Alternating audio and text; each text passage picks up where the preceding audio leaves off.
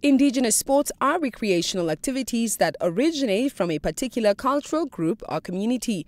These games are different from mainstream sports, which are regulated by international federations and have fixed rules.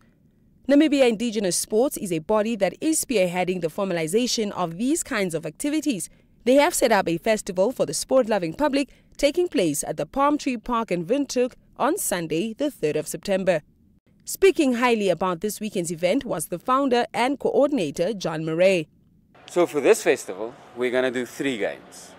We're going to have it run in a, like a relay competition. You have to complete 10 stations before you win something. It's exactly the same. And our format in traditional games is to do some new games that nobody knows, or that very few have streamed, or people have forgotten.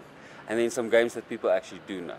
And so that it's balanced, And then you're going to have do the 3 different games. You have to complete all stations, and every station will count for points. And that's how and then the top guys, they win, basically. The coordinator highlighted the goals and objectives of the event and what they wish to accomplish. For us, it's important because it brings back the culture. We have a family, it brings the families together, and it does what communities does when they play traditional games. It brings the communities together. So that's why it's important for us. It takes the families, it brings them together, and it also takes kids off the street. A lot of young kids are stuck in the environment because there's no sporting facilities close by.